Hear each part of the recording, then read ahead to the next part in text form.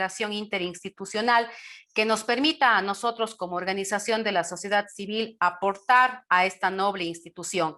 En este caso puntual, a través de una serie de capacitaciones que han sido dadas precisamente por la Defensoría Pública a través de la dirección de la doctora Rosy Jiménez de Espinosa, como un levantamiento de las necesidades de capacitación institucionales que tienen los defensores públicos.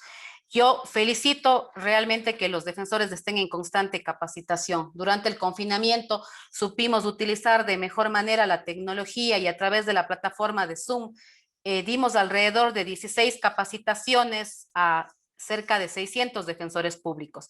Ahora hemos retomado este proyecto y más aún que luego de entrar en vigencia su ley, se está creando esta escuela defensorial que era necesaria precisamente para incentivar a la capacitación adecuada y constante de los defensores públicos.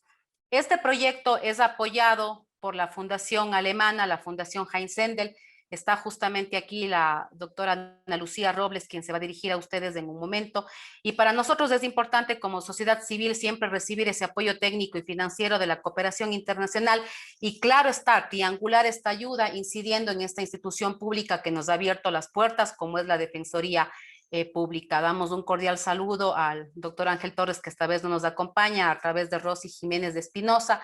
Quiero saludar también la presencia del director del Austro, Carlos Toledo, y claro que sí, de Pablo Valverde, un juez reconocido en Cuenca. Como ya sabrán, yo soy cuencana, aunque viviendo 12 años en Quito, y para mí siempre es un honor estar en contacto con mi ciudad a través de este tipo de capacitaciones, que en este caso, más allá de Cuenca, es para los defensores que están en el Austro ecuatoriano.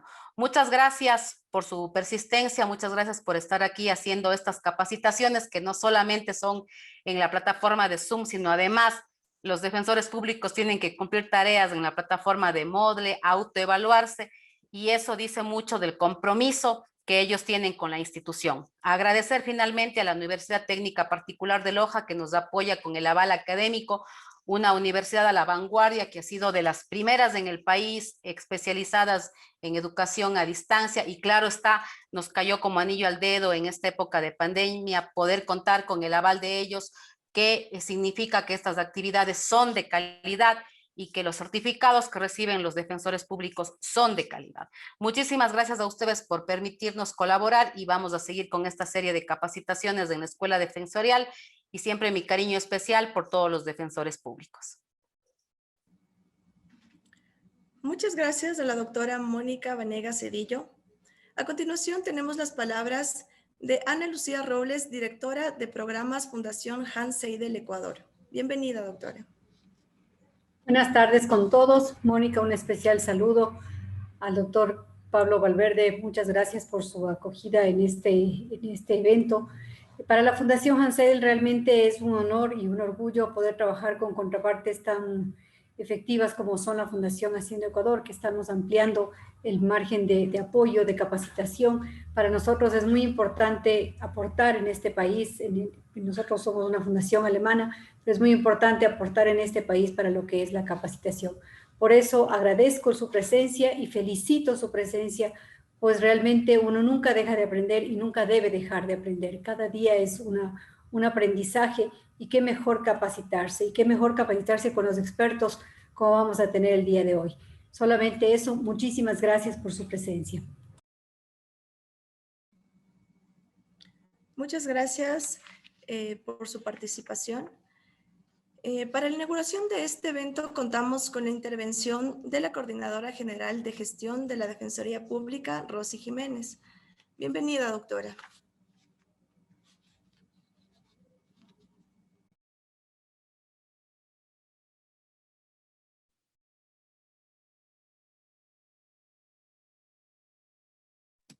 Doctora, está desactivado el micrófono.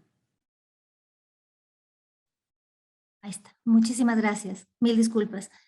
Buenas tardes con todos, estimados miembros de la Fundación Hacienda Ecuador, al doctor Pablo Valverde y a la doctora Alejandra Vallejo, jueces provinciales de la Sala de lo Civil y Mercantil y de la Sala de Familia, Mujer, Niñez y Adolescencia de el ASUAI, compañeros todos de la Defensoría Pública, los consultorios jurídicos gratuitos de las universidades del país. A nombre del doctor Ángel Torres Machuca, Defensor Público General, me complace saludarlos y darles la bienvenida esta noche. La suscripción del convenio, como bien han dicho, entre la Defensoría Pública del Ecuador y la Fundación Haciendo Ecuador, con el apoyo de la Fundación Hans Seidel y de la Universidad Técnica Particular de Loja, nos permite continuar con los cursos programados, tanto para nuestro personal de defensores como para los alumnos de las universidades que nos acompañan a través de nuestras redes sociales. Yo, pensando en las palabras más adecuadas para iniciar esta inauguración, en esta capacitación virtual sobre los derechos de familia, mujer, niñez y adolescencia, evocaba los días de la escuela de mi hija, cuando les habrá pasado a ustedes también. Les hacían dibujar a sus familias dentro de matrimonio o de unión de hecho. Los resultados eran un padre, una madre, un hijo, 2 hijos y hasta un perro o un gato. Pero también habían una abuela, un nieto, una madre y sus hijos, un padre viudo con sus hijos. Tal vez incluso ahora, más adelante, se dibujarán 2 madres o 2 padres y sus hijos. Esa es la realidad de la evolución de la sociedad.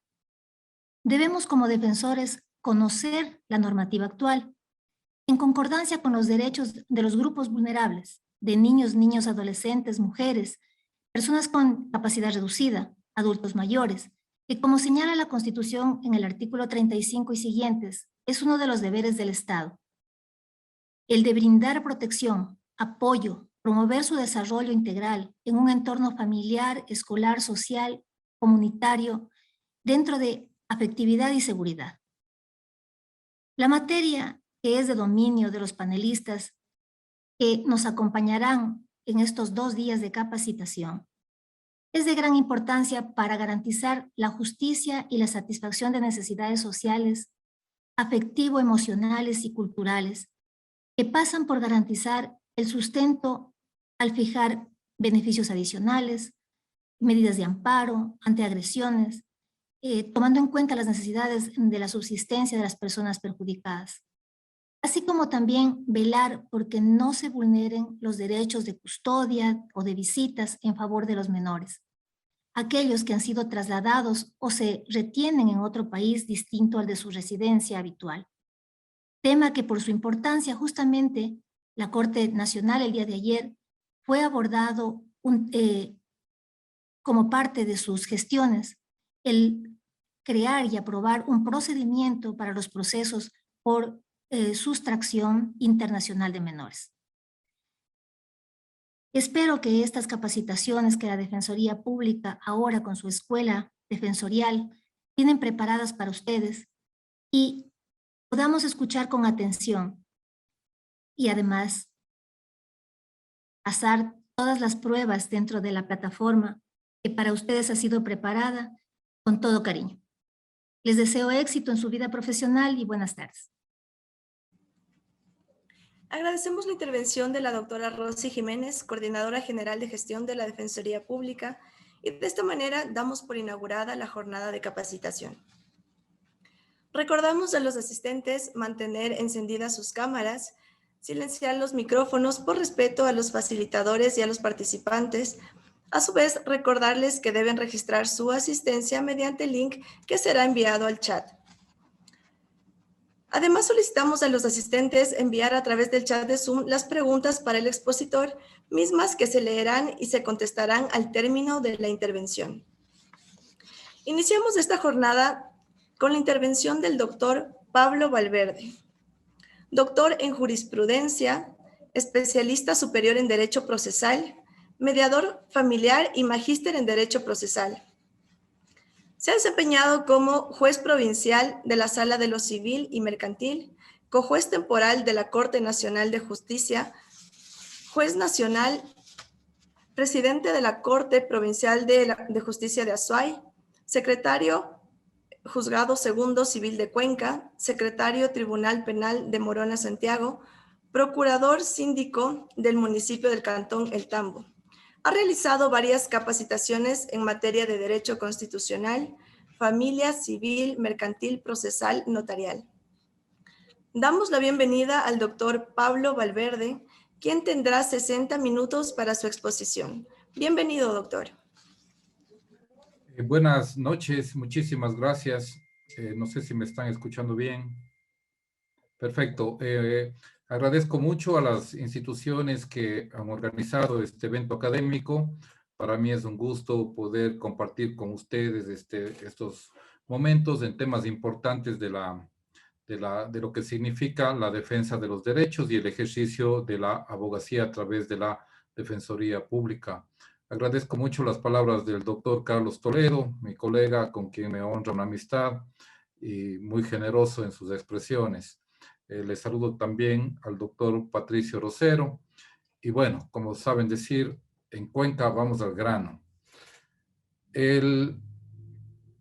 Vamos a tratar hoy un tema que a mí, en lo personal y profesional, me gustaría que ustedes, y me sentiría muy contento, si es que al final de la reunión se les queda como impregnadas, fijadas, determinadas cosas que yo considero son importantes en esta institución jurídica de la restitución internacional.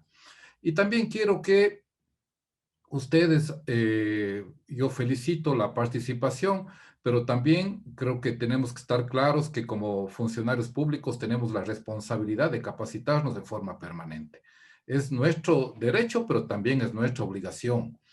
Tenemos que estar siempre en el debate permanente de lo que significa la aplicación de la normativa, porque ustedes, si es que hay un ciudadano que acude a la Defensoría Pública, indudablemente tienen una gran carga de responsabilidad en tutelar bien los derechos de la persona que precisamente acude a una oficina pública convencido de que va a encontrar buenos profesionales del derecho. Ustedes se preguntarán, ¿y qué hace un juez civil dándonos materia de familia? Les cuento que yo fui juez de la niñez y la adolescencia durante 12 años y he participado en eventos internacionales y siempre he tenido mucha preocupación por la normativa. Entonces, esa es un poco la experiencia que yo tengo. ¿Cuál sería la situación que ustedes tienen que quedarse muy pendientes de lo que pasa?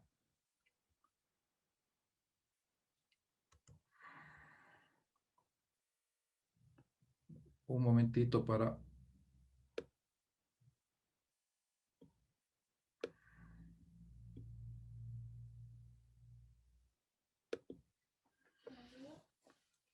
¿Qué existe? ¿Cuál es dentro de lo que nos vamos a mover? Dice, hay un convenio de la Haya del 25 de octubre de 1980 sobre los aspectos civiles de la sustracción internacional de menores. Nosotros, ¿cómo podemos entender para qué se hizo este convenio? Si yo cito una parte del preámbulo que creo que es importante para un poco ubicarnos en esta normativa que es la que se va a aplicar y por qué los estados en momento determinado de la vida se reunieron y propusieron esto. Dice, profundamente convencido de que los intereses del menor son de una importancia primordial para todas las cuestiones relativas a su custodia. Aquí un paréntesis. Yo con mucha frecuencia escucho que los abogados le tratan de menor.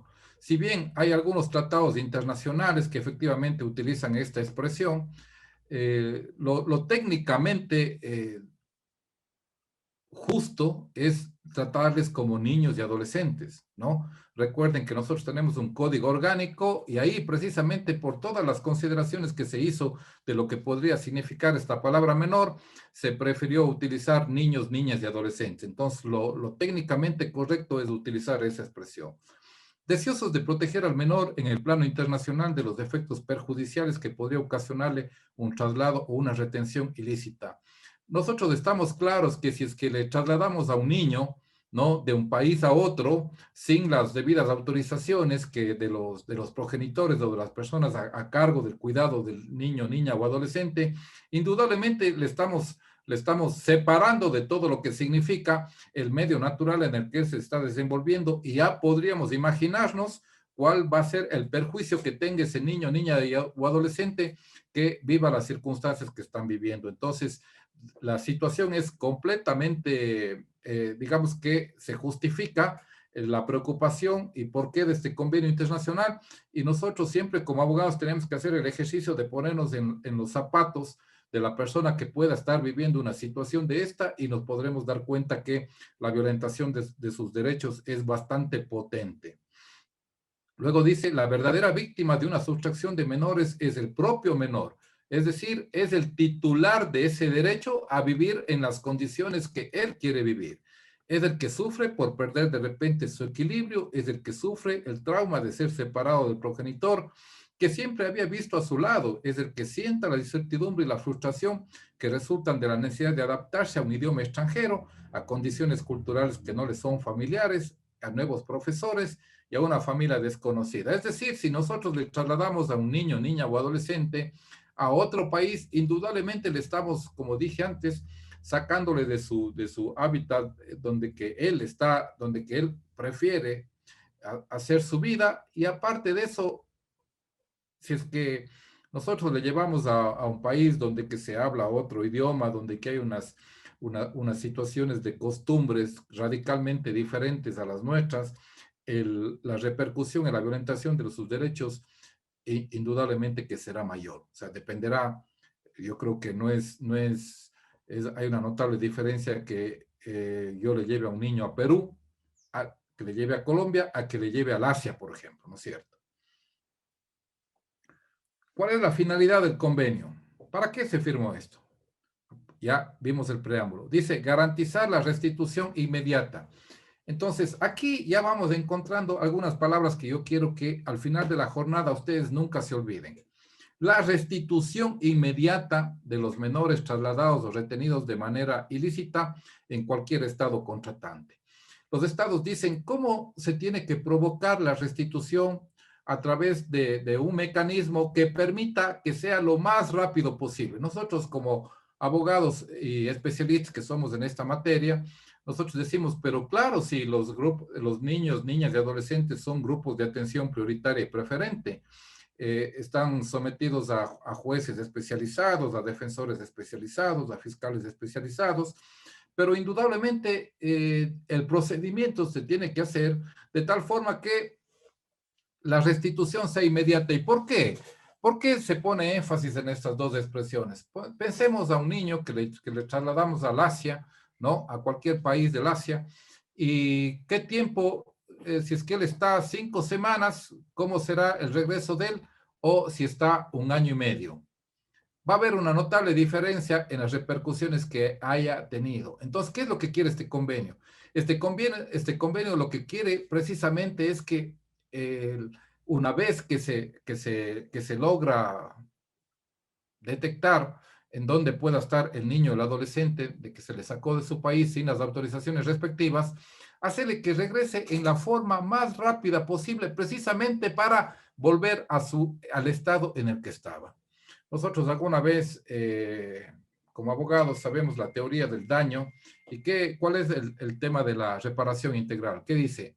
Tratar de regresar las cosas en lo posible a la situación en la que estaba antes de lo que se produjera la situación del daño. Eso es precisamente lo que se quiere, que se regrese de la manera más inmediata. Entonces aquí, estas palabras de celeridad, inmediatez, rapidez, tiene mucha vinculación con la normativa. Luego dice, velar porque los derechos de custodia y de visita vigentes en uno de los estados contratantes se respeten en los demás estados contratantes. Es decir, quien tiene la custodia, quien tiene el derecho de visitas y no se le permite porque precisamente el niño, la niña o el adolescente fue trasladado a otro país, se está desconociendo las instituciones jurídicas importantes que precisamente van a la introducción que se ha hecho ahora en este curso. La familia, el derecho a vivir en familia, el derecho del niño a tener un contacto permanente con sus dos progenitores y con toda su familia extendida, por todas las repercusiones físicas y psicológicas que puede tener aquello en el desarrollo normal de un niño, niña o adolescente. El traslado o la retención de un menor se considerarán ilícitos, ¿no? en dos circunstancias: cuando se haya producido con infracción de un derecho de custodia atribuido, separado conjuntamente a una persona o a una institución o a cualquier otro organismo, con arreglo al derecho vigente en el estado en que el menor tenía su residencia habitual inmediatamente antes de su traslado o retención. Infracción de un derecho de custodia atribuido separada conjuntamente a una persona. Nosotros, cuando hablamos de custodia, inmediatamente pensamos en el Código de la Niñez y la Adolescencia, y nosotros no tenemos como tal la figura de la custodia, sino más bien la institución es el de la tenencia, que se les concede fundamentalmente a los progenitores. Pero recuerden también que cuando un niño, no todos los niños están en esa situación, puede tener un curador, un guardador que va a cumplir esos derechos y esos deberes frente a un niño que, por ejemplo, no tiene los padres no están en el país, se les privó de la patria potestad y todas esas situaciones que se podrían dar. Pero en las condiciones normales, ustedes saben que el Código de la Niñez y la Adolescencia dice que la tenencia se la confiere únicamente a sus progenitores. Luego dice, cuando este derecho se ejercía en forma efectiva, separado conjuntamente en el momento del traslado o la retención, o se habría ejercido de no haberse producido dicho traslado o retención. Es decir, se imposibilita que esta persona tenga ese contacto permanente con ese progenitor, se lo desvincula del medio, del país, de la ciudad donde vive y se lo lleva a otro para que precisamente esa persona, ese niño, niña o adolescente ya no tenga el contacto permanente con el responsable. En este caso, el convenio habla de custodia y nosotros podemos hablar con propiedad respecto de lo que significa la tenencia y en general en quien tiene bajo el cuidado de protección a ese niño, niña o adolescente. El artículo 11 de este convenio dice: las autoridades judiciales o administrativas de los estados contratantes actuarán con urgencia en los procedimientos para la restitución de los menores. Aquí, el momento que dice las autoridades judiciales o administrativas, el convenio está dejando un abanico para que sea el Estado, quien se adhiera a ese convenio, establezca quién es la autoridad competente. ¿Es una autoridad judicial o administrativa? ¿No? Entonces, en el Ecuador es una autoridad judicial. La autoridad competente es el juez de la familia, mujer, niñez y adolescencia. Luego dice, con urgencia en los procedimientos. Ya aquí tenemos nuevamente una palabra que nos da lo que yo les dije que ustedes tienen que quedar fijado. Urgencia, ¿no? Lo más rápido posible, lo más urgente, la mayor celeridad para la restitución de los menores. La autoridad judicial o administrativa debe pronunciar una decisión en un plazo de 6 semanas a partir de la fecha de iniciación de los procedimientos. Este convenio no quiso que quede un poco al arbitrio de los estados el que establezcan en qué plazo se puede dictar la decisión. Aquí dice 6 semanas a partir de la fecha de iniciación del procedimiento. Si estamos reclamando que sea un trámite expedito, rápido, urgente, con vigencia del principio de celeridad para evitar precisamente mayores daños de los ya producidos a través del traslado, acá ya le dio un plazo. Luego dice, el solicitante o la autoridad central del Estado requerido, por iniciativa propia o a instancia de la autoridad central del Estado requirente, tiene derecho a pedir una declaración sobre las razones de la demora. Pero esto nosotros podríamos decir, aquí todo el mundo tiene derecho a pedir una razón de la demora. Estamos hablando de 1980, y nosotros ahora a nadie, el juez tiene que dar una respuesta jurisdiccional motivada respecto a una situación que no se cumple los plazos establecidos en la ley. Entonces, esto un poco, digamos que este rato, pensando que tenemos un juez diligente, esto sale sobrando, porque el juez, siempre que alguien le va a decir, hey, juez, usted tiene un plazo, deme una respuesta, ¿por qué no resuelve todavía el tema? El juez está en la obligación de darle sin que haya esta norma que tenemos en este convenio. Pero un poco impulsa y nos da a conocer cuál era el propósito del convenio. Es decir, dice, el mensaje es, juez, 6 semanas le doy. Y si es que usted no cumple ahí, me tiene que decir por qué no. Me tiene que motivar por qué no decide el caso que está sometido a su conocimiento. El artículo 12, cuando un menor haya sido trasladado o retenido ilícitamente y en la fecha de iniciación del procedimiento ante la autoridad judicial o administrativa del Estado, nosotros, vuelvo a insistir, aquí siempre en el Ecuador hablamos de autoridad judicial, donde se halla el menor, hubiera transcurrido un periodo inferior a un año desde el momento del traslado o retención ilícitos, la autoridad competente ordenará la restitución inmediata del menor. Esto es de los principales problemas que se presentan cuando estamos hablando de esta institución jurídica. Si alguien que lea la norma dice, hubiera transcurrido un periodo inferior a un año desde el momento del traslado o retención ilícitos, estamos hablando de la urgencia, de la celeridad, de que tiene que transcurrir el menor tiempo posible para que no se potencie el daño que le estamos causando a ese niño, niña o adolescente. Este convenio fija una regla y nosotros sabemos que como toda regla en el derecho tiene sus excepciones. Aquí la primera lectura, digamos que de acuerdo al tenor literal de la norma, ¿qué dice? Si ha transcurrido un tiempo inferior a un año, la autoridad competente ordenará la restitución inmediata del menor. ¿Será que yo casi que no tengo que analizar nada, sino simplemente digo, a ver, ¿cuál es el periodo que está el niño acá? En el Ecuador, le trajeron de Canadá. 7 meses. Bueno, 7 meses es menor a un año. Por lo tanto, ordeno la restitución inmediata del menor. Así, sin mayor explicación, porque digo, me estoy ajustando al artículo 12. Y tengo ya que, si es que es menos de un año, tengo que ordenar la restitución. Acá empieza tal vez lo difícil de este tema, y esto es precisamente la normativa que mayor complejidad tiene, y por eso es la que yo les he traído este día. La autoridad, aun en el caso de que se hubiera iniciado los procedimientos después de la expiración del plazo de un año, ordenará la restitución del menor, salvo que quede demostrado que ha quedado integrado en su nuevo ambiente. Aquí tenemos una distinción que hace el convenio. Dice, si es que es antes de un año, pero que no es absoluto, verán, por favor. Si es que es antes de un año, el juez tiene que ordenar la restitución inmediata del menor. Si ya pasó un año, dice, después de expiración, ordenará la restitución del menor. Ordena, casi como la regla anterior. Pero dice, salvo que quede demostrado que ha quedado integrado en su nuevo ambiente. Si ustedes son los defensores de un niño que vino de Canadá y está 1 año, 3 meses, ¿no? ¿Cuál es la teoría del caso que tienen que formular ahí? Tienen que demostrarle al juez que ese niño que vino hace 1 año, 3 meses de Canadá, traído ilícitamente, vamos a poner el caso por su progenitor, ha quedado integrado en su nuevo ambiente de Cuenca.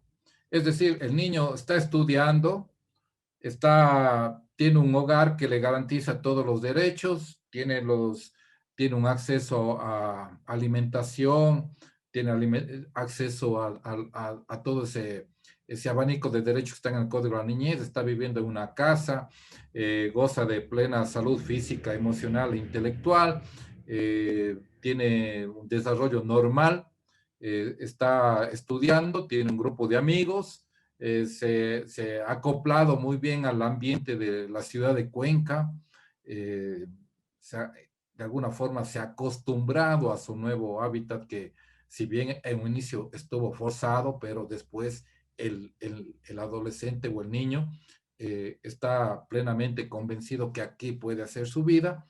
Entonces, esta es una de las salvedades que establece este convenio.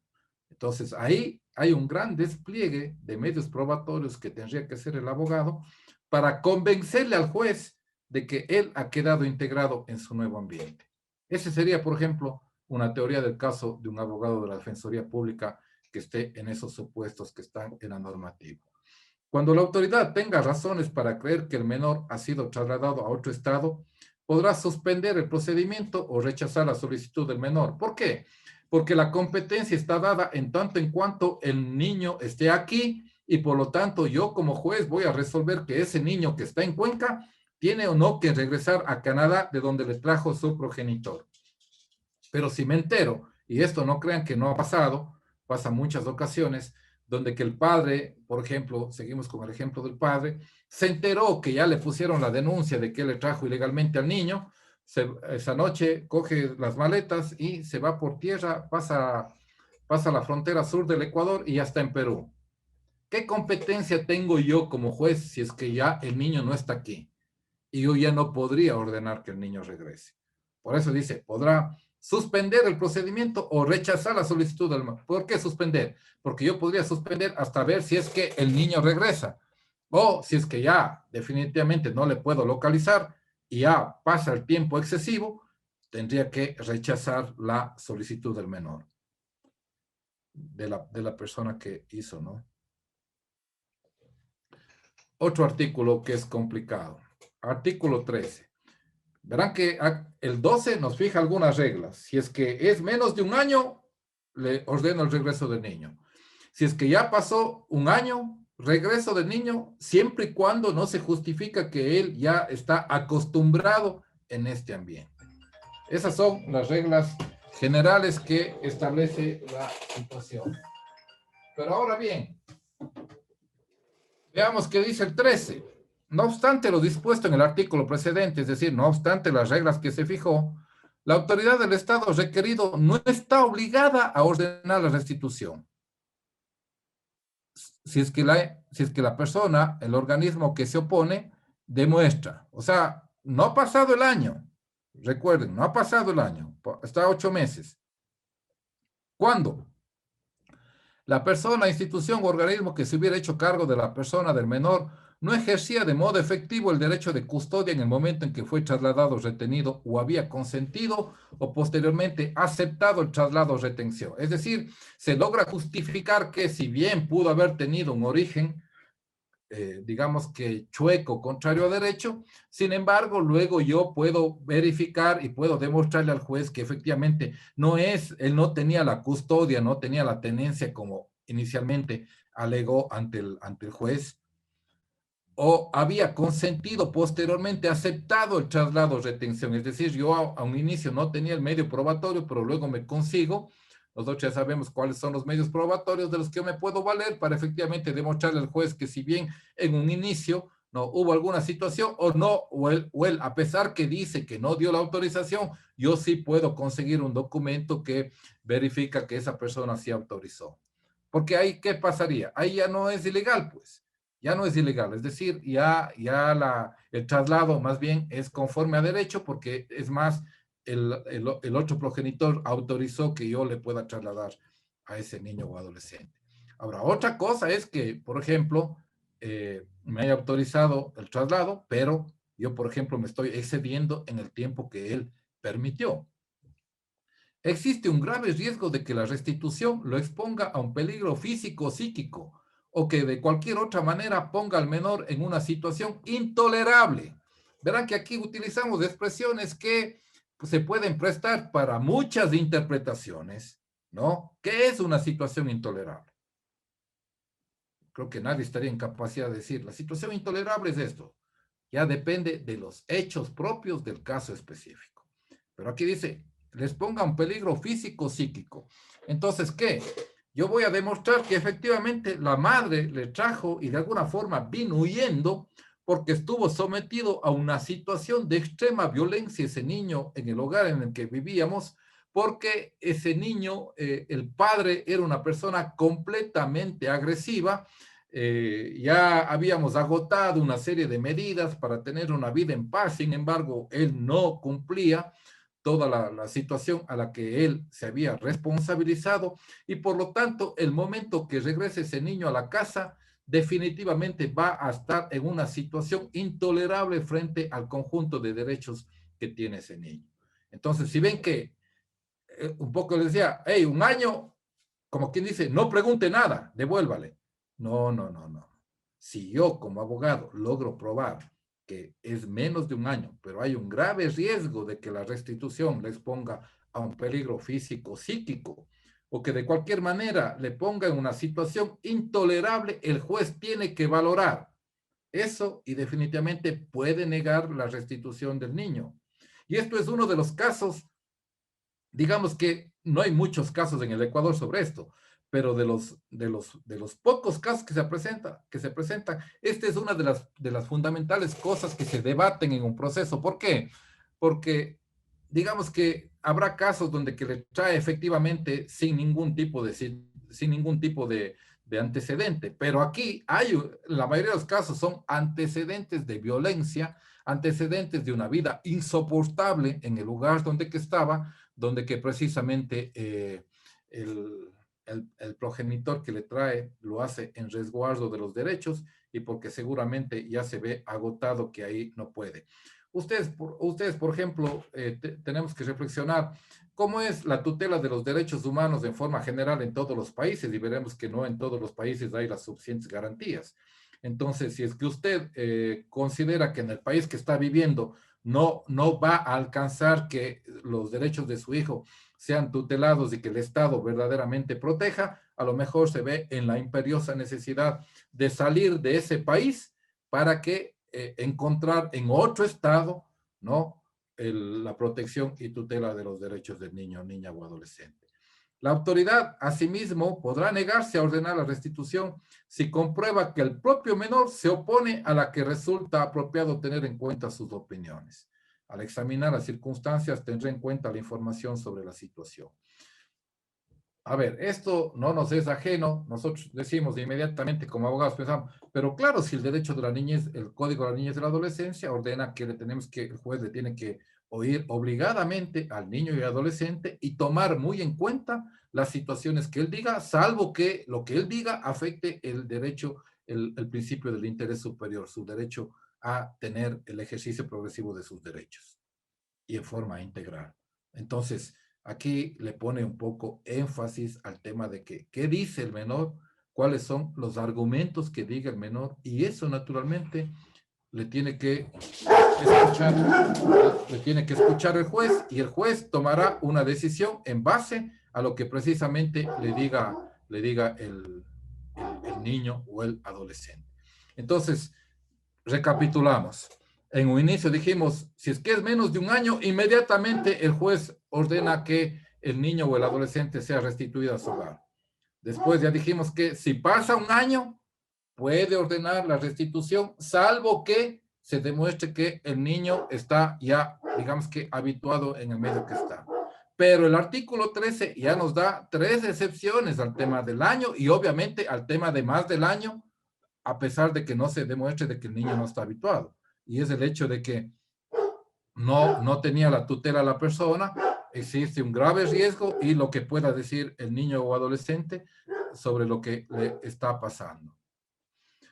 Luego dice el artículo 20, la restitución del menor conforme a lo dispuesto en el artículo 12, acuérdense ustedes en qué condiciones, podrá denegarse cuando no le permitan los principios fundamentales del Estado requerido en materia de protección de los derechos humanos y de las libertades fundamentales.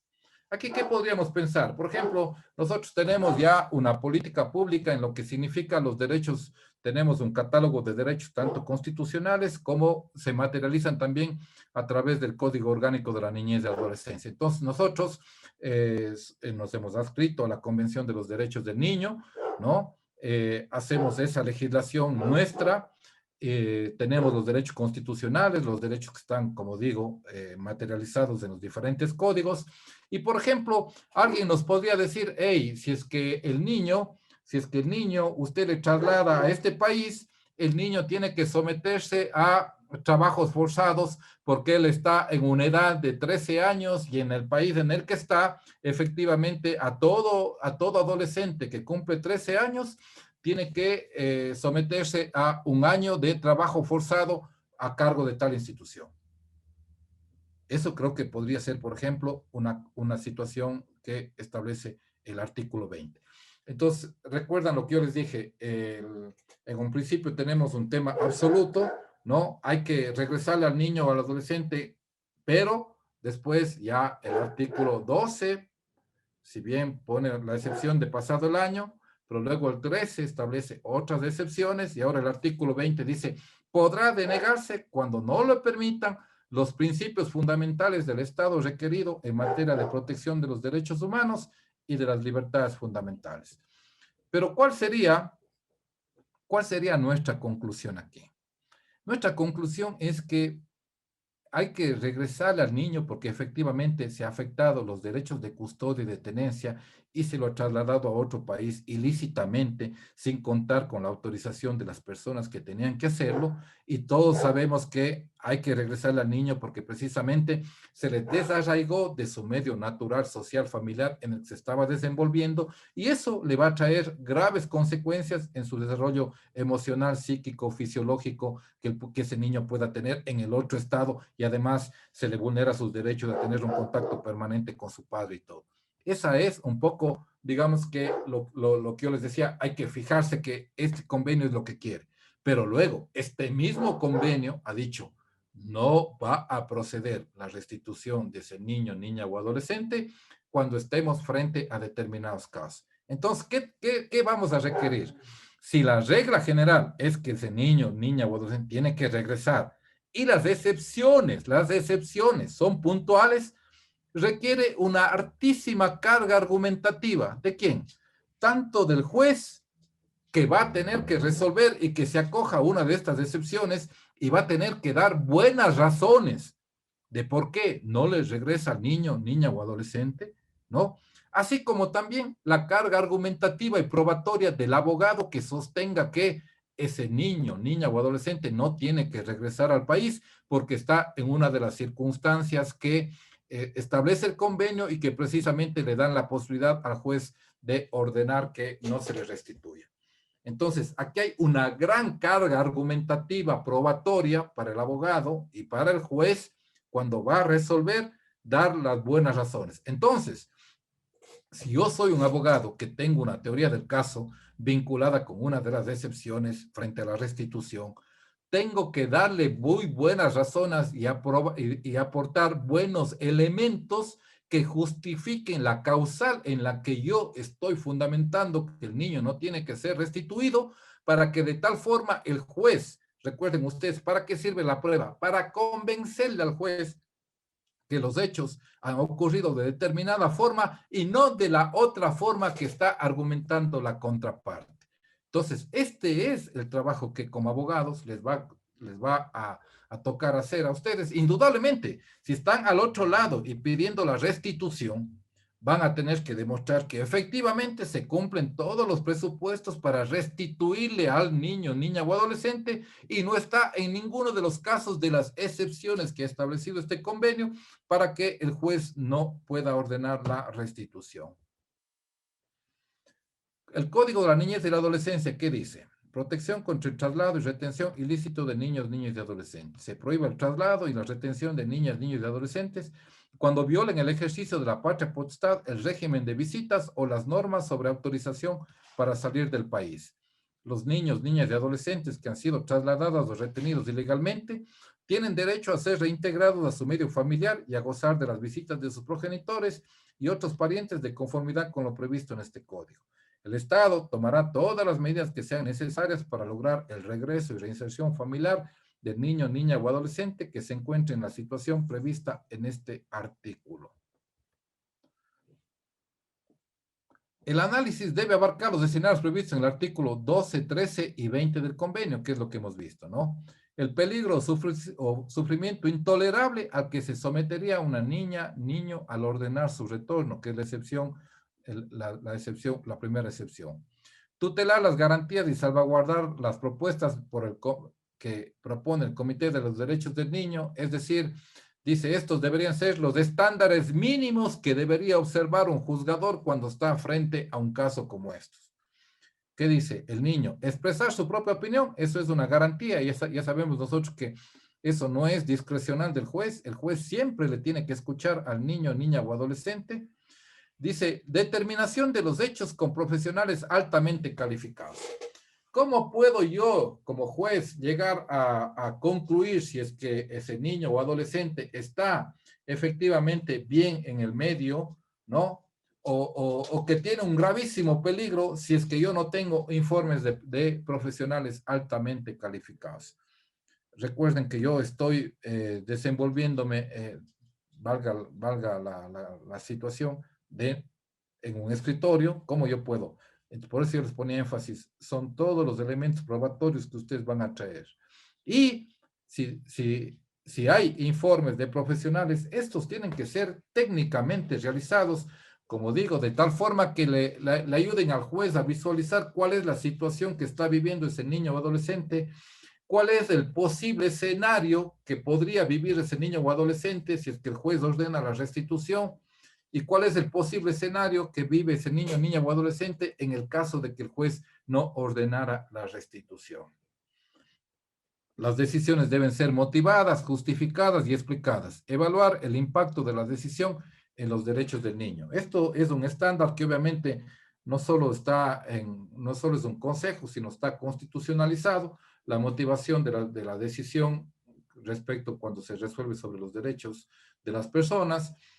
Pero yo les dije que como son excepciones frente a una regla general, significa que el juez va a tener que hacer un gran trabajo e indudablemente el juez no hará un gran trabajo si el abogado no hizo un gran trabajo. El interés superior del niño, particulares necesidades y sus especiales aptitudes físicas y psicológicas, su existencia y protección no dependen de la voluntad o capricho de los padres, son intereses jurídicamente autónomos, resguardar frente al conflicto de intereses, desarrollo integral y sano de la personalidad del menor. Para ir concluyendo, ¿no? ¿Qué pasaría? Por ejemplo, dice, particulares necesidades y sus especiales aptitudes físicas y psicológicas. Supongamos que un niño, ¿no? En el medio donde que estaba desenvolviéndose, tenía un tratamiento médico, estaba sometido a una terapia, es el medio en el que está, tiene las mejores condiciones para él, por ejemplo, superar algún tipo de dificultad que él tenía, y ha sido trasladado a un medio donde que el niño no cuenta con esas condiciones para restablecer algún tipo de situación que él esté viviendo, una situación propia de él. Entonces, todo eso, ya ven, tiene que ser evaluado e indudablemente tiene que ser valorado y tiene que ser justificado. Al inicio también se dijo que ayer la Corte Nacional de Justicia trató este tema, ¿no? Y con esto yo quiero terminar. Efectivamente, vean la coincidencia de la vida. Hoy estamos tratando este tema y la Corte Nacional también lo está tratando. ¿Por qué? Porque hay consulta de los jueces en decir qué trámite se tiene que dar a esto. Porque nosotros sabemos que el trámite es una de las garantías del debido proceso establecidas en el artículo 76 de la Constitución de la República. Dice que toda decisión debe seguir un trámite que está previamente establecido en la ley. Entonces, los jueces se preguntaron y dijeron, si es que a mí me presenta una petición de restitución de un menor, ¿lo tengo que tratar en un trámite ordinario? ¿Lo puedo tratar en un trámite sumario o en un trámite voluntario? Les adelanto que la Corte Nacional, en las discusiones que están teniendo para sacar una resolución con carácter generalmente obligatoria, más o menos hace el análisis que yo a lo mejor no lo pueda compartir, pero les convido a ustedes para que lo analicen. Por ejemplo, dice, no puede ser voluntario porque siempre habrá contradicción. Me parece que establecer una regla absoluta como esa no viene al caso, porque no siempre significa que va a haber contradicción. Que podamos decir, en la mayoría de los casos, ¿se van a oponer a la restitución? Sí. ¿Qué quita de que el niño le dicen, oiga, usted le ha trasladado al niño ilegalmente y comparece el padre y dice, sí, es verdad, regrésele? Eso podría ser un trámite voluntario. Luego, un trámite ordinario declarativo de derechos tiene dos audiencias. Ustedes conocen más que yo el Código Orgánico General de Procesos. Tiene una audiencia preliminar, una audiencia de juicio, términos mucho más largos, ¿no? Y tiene el trámite sumario, que tiene una norma especial que se refiere a que en este trámite se debe seguir aquellas pretensiones cuya tutela es los derechos de los niños y adolescentes. Entonces, la Corte Nacional todavía no ha resuelto, está yéndose por esta tesis de que cuando se presente una petición de estas, debería ser tramitado en procedimiento sumario, en el sumario breve, es decir, en ese, por ejemplo, de la mujer embarazada que se acortan los términos, todos los términos respecto al correr traslado, a la apelación, en ese tipo de procedimiento está yendo a resolver la Corte Nacional que se debería seguir. ¿Y por qué? Porque recuerden que de acuerdo a este convenio que firmó el Estado ecuatoriano, está obligado a exponer un trámite expedito, rápido, urgente, porque no nos conviene que el niño pueda demorarse más del tiempo estrictamente necesario. Recuerden que estableció 6 semanas de plazo y a lo mejor en un sumario, si es que lo tramitamos ágilmente, podría concebirse que dentro de ese tiempo podría tener una decisión jurisdiccional. Hasta aquí las ideas que yo quería compartir, porque de alguna forma creo que en base a la experiencia y a la lectura que he hecho de este tema, estos son los principales nudos críticos respecto a esta institución, y creo que el interés de ustedes, el interés mío, era fijar en ustedes estas ideas básicas sobre lo que significa la restitución internacional, cuál podría ser los principales conflictos que van a tener que enfrentar como abogados frente a un caso puntual, y cuál podría ser las salidas y las teorías del caso que ustedes podrían tener. Estoy dispuesto para el tema de las preguntas que pudieran tener. Buenas tardes, buenas noches. Muchísimas gracias, doctor Pablo Valverde. Continuamos con la ronda de preguntas. Por acá nos dice, si un niño ecuatoriano es llevado al exterior, la demanda de restitución se la presenta en el país en el que él esté a través de alguna institución en Ecuador. Claro, usted podría generar la petición a través de la autoridad central, que es aquí. Aquí, por ejemplo, creo que la autoridad central estaba concentrada en la Secretaría de Derechos Humanos, antes tenía el Ministerio de Relaciones Exteriores, y es la autoridad central la que podría hacer el trámite ante su par. Por ejemplo, el niño fue trasladado a Chile, yo presento la denuncia aquí en la autoridad central traslada a la autoridad central de Chile, y la autoridad central de Chile es la que va a empezar todo el trámite para tratar de que ese niño regrese al Ecuador. Recuerden que el convenio dice autoridad administrativa o judicial. Habrá que ver quién tiene la competencia en Chile. Ya les dije que en Ecuador es un juez. En Ecuador siempre estamos hablando de una autoridad judicial, la competente para resolver este tipo de situación. Y obviamente el competente es donde fue trasladado el niño. ¿Por qué? Porque él es el que va a terminar resolviendo si ese niño o ese adolescente tiene o no que regresar al país de origen, que es de donde se le trasladó ilegalmente.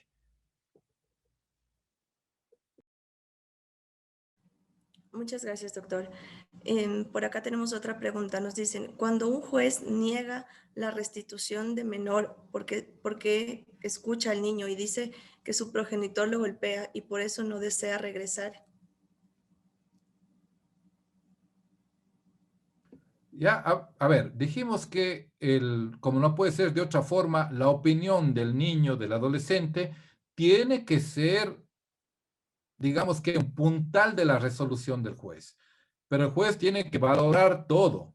Entonces, si es que el niño advierte al juez de que efectivamente al medio donde que él va a regresar va a estar sometido a una situación intolerable frente de violencia física, moral, psicológica, cualquier tipo de violencia, indudablemente que el juez tiene que valorar. Ahora, yo lo que les digo es, si es que esa es la teoría del caso de un abogado, sí tengo que tratar de aportar elementos que coadyuven a sostener que efectivamente la realidad que va a enfrentar el niño es esa.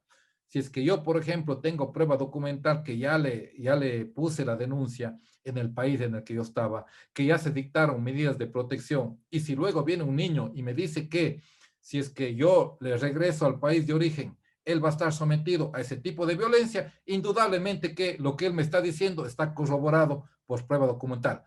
Pero pilas, no estoy diciendo que la opinión del niño siempre tiene que estar corroborado con otro medio probatorio. Ya es la valoración que haga el juez respecto a lo que le está diciendo el niño, y obviamente el juez podría incluso pedir intervención de profesionales. ¿En qué? ¿En qué sentido? En que, por ejemplo, la edad del niño, ¿no? La edad del niño, cómo él puede expresarse respecto a sus derechos, y también podría estar siendo manipulado por el otro progenitor que dice, dile que si regresas donde mamita te va a pegar y te va a sacar la madre. Y eso podría ser una manipulación del progenitor que le trasladó para efectivamente conseguir que el niño la restitución no sea ordenada por el juez. Muchas gracias, doctor. Por acá tenemos otras preguntas. Nos dice, ¿qué criterio le merece el artículo 279 del COPINA con el que se cambiaría el Código de Niñez y Adolescencia que la Comisión de Niñez y Adolescencia presentó para conocimiento en segundo debate a la Asamblea Nacional, mismo que señala sobre los procesos de restitución internacional, asistencia e intervención del representante de la Defensoría Pública? Recibida la documentación remitida por la autoridad central requirente, la autoridad central del Estado ecuatoriano deberá coordinar con la Defensoría Pública de la respectiva provincia a fin de que una o un defensor público comparezca ante la unidad judicial o el tribunal de alzada, a fin de que ejerza el patrocinio y los actos que le competen, de conformidad con el ordenamiento jurídico nacional. Está silenciado, doctor, su micrófono.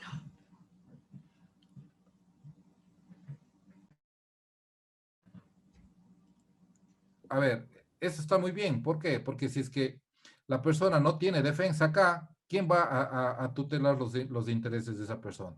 Recuerden que hay legislaciones donde que, vamos a hacer una comparación, como hay un fiscal de adolescentes, hay legislaciones como la Argentina que hay el defensor de los niños, ¿no? Y el defensor de los niños tiene que actuar en todos los procesos donde que estén involucrados los derechos de los niños y adolescentes.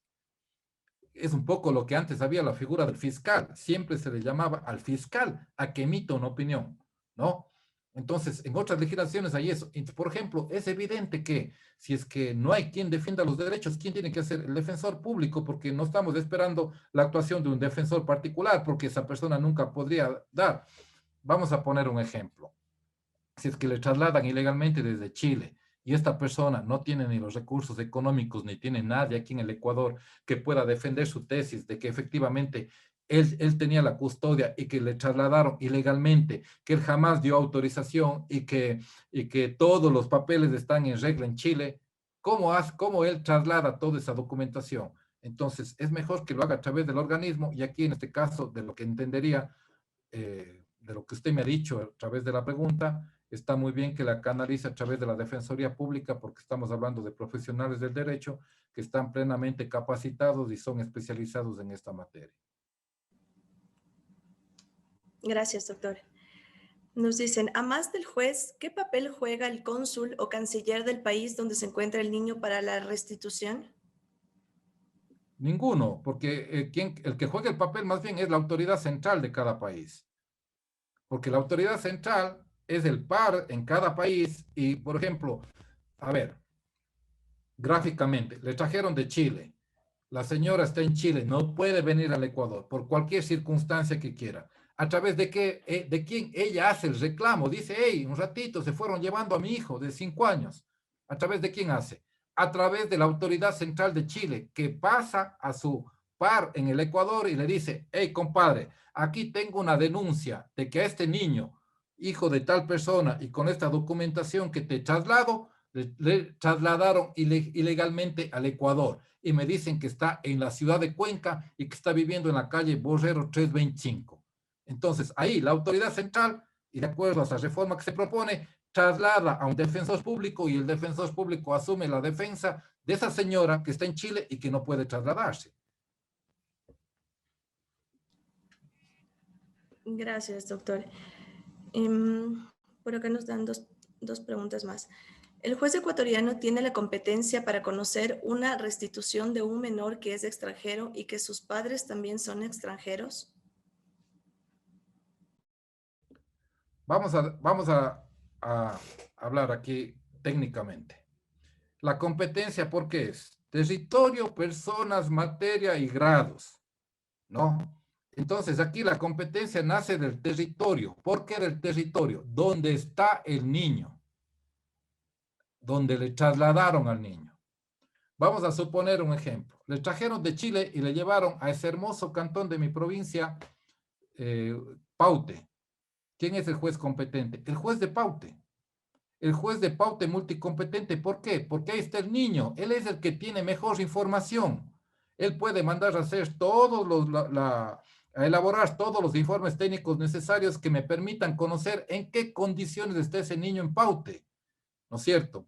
Entonces, la competencia es territorial. ¿Y cuál la fija? En dónde está el niño. Entonces, el hijo, el niño, puede ser hijo de chilenos, ambos, ¿no? El niño tiene la nacionalidad chilena, pero le trasladaron acá al Ecuador y vino con el padre de Chile, sin la autorización de la madre. Entonces, ese juez no va a velar por los derechos de los padres, va a velar por los derechos de ese niño y va a decidir si ese niño fue trasladado ilegalmente al Ecuador y si tiene o no que regresar a Chile, que es el lugar natural donde él estaba desenvolviéndose, para que él regrese al niño y vuelva a ese estado anterior de ese traslado ilegal y luego ya será las decisiones que se tomen allá en Chile. Nos dice, para la restitución internacional, según el convenio de La Haya, un menor es trasladado a Ecuador y lo abandonan. ¿Cuál sería el procedimiento?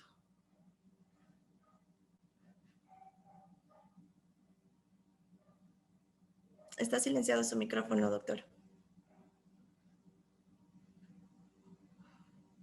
El tema de la Haya, ¿no? Convenio de la Haya. Ahora, ¿qué podría? Supongamos que, vamos a poner un ejemplo. Ustedes vieron la noticia de que 2 niños fueron trasladados a Estados Unidos a través de coyotes. El rato que pasan la frontera y les dejan a los niños ahí, y usted como autoridad, como policía, como fiscal, como lo que sea de Estados Unidos dice, hey niño, ¿quién es tu papá? Mi papá es José Pauta. Tu mamá, Rosa Quispe. ¿Dónde están? En Ecuador.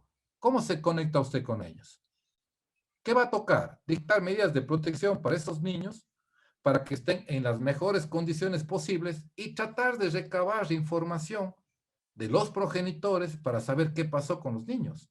Entonces, ahí no va a haber un trámite de regresarle al niño al Ecuador.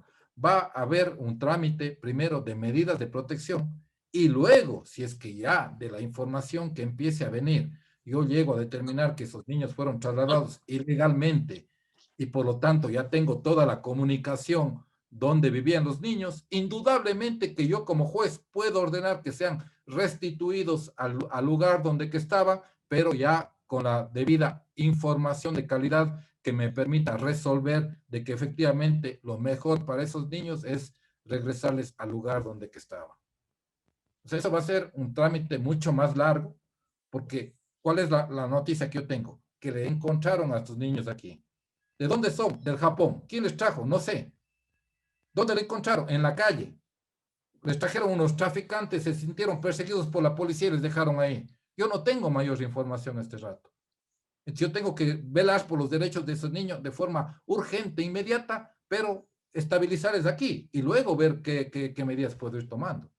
Obviamente con la urgencia y la celeridad que el caso amerita, claro que sí.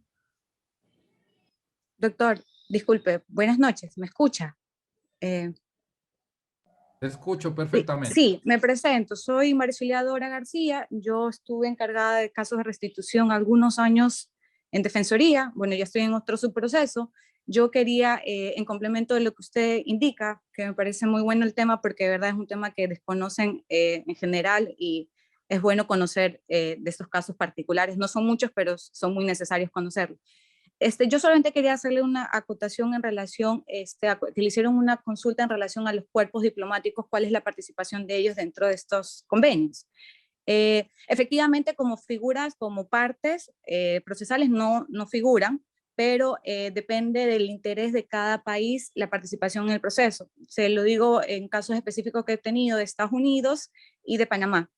¿Por qué lo refiero? Porque es bueno conocer un poco a fondo cuál es el interés del Estado como tal, porque hubo un caso que dentro de las situaciones que el gobierno de Panamá requería, bueno, efectivamente la restitución de 2 menores, había un caso particular por el cual la mamá no estaba en disposición de permitir este retorno, que era que ella, como había estado ilegal en dicho país, no le permitían el retorno al país para que un juez competente en Panamá resuelva sobre los temas de fondo, que el convenio establece en el artículo 16 que solo los que pueden resolver temas de fondo como custodia son efectivamente del país de origen o de la residencia habitual previo al traslado o la retención. Y el gobierno de Panamá en ese caso actuó de una manera muy activa, tanto así de que a nivel interno levantó la prohibición en temas migratorios de la mamá para que retorne a Panamá, le ofreció una visa de turista por un plazo de 90 días para que durante ese plazo un juez competente en Panamá resuelva sobre la custodia de los menores y en el caso incluso dentro de los documentos aparejados en el expediente, el gobierno panameño, en virtud de que eran ciudadanos panameños, les iba a otorgar una visa, en caso que el juez disponga la custodia a favor de la madre, una visa en relación de parentesco porque los niños eran panameños. Entonces, en esta circunstancia yo creo que los compañeros, las personas que conozcan estos casos, sí es bueno saber hasta qué punto un gobierno quiere intervenir en un proceso para que efectivamente se cumpla con lo establecido en estas normativas. Porque, como le comenté, en este caso particular, hizo más el gobierno que las partes procesales para que se cumpliera las normas o el convenio que el Ecuador había suscrito, que en este caso es la restitución del menor.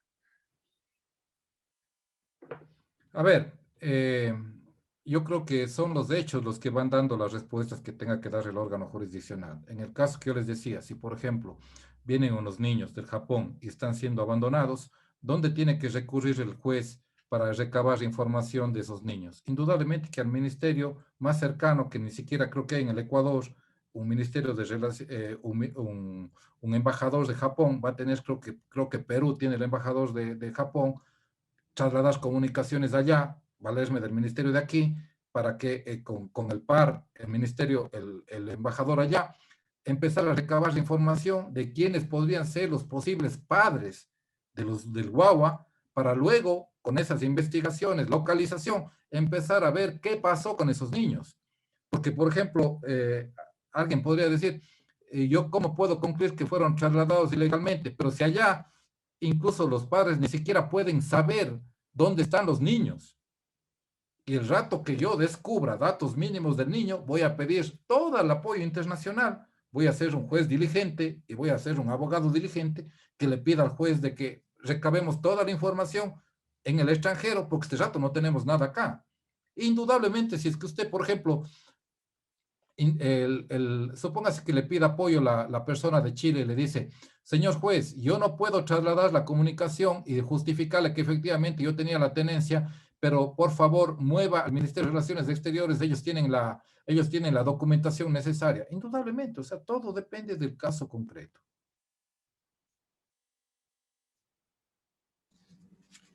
Muchas gracias, doctor Pablo Valverde, por su importante intervención.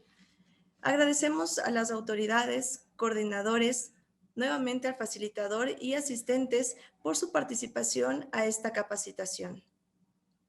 Recordarles a los participantes que continuamos con la misma el día de mañana teniendo como facilitadora a la doctora Alejandra Vallejo, jueza provincial de la Sala de Familia, Mujer, Niñez, Adolescencia y Adolescentes Infractores de la Corte Provincial de Justicia de Azuay. Muchísimas gracias, nos vemos mañana. Permítame, por favor, despedirme. Les agradezco mucho la atención.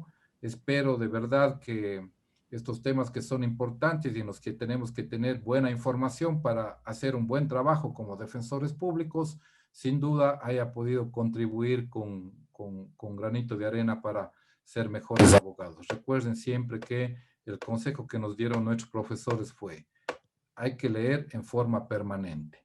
El que menos lee, menos abogado cada día. Ha sido un gusto, siempre a las órdenes. Buenas noches, que nos vaya muy bien. Gracias, doctor Pablo. Un gusto. Una buena noche a todos.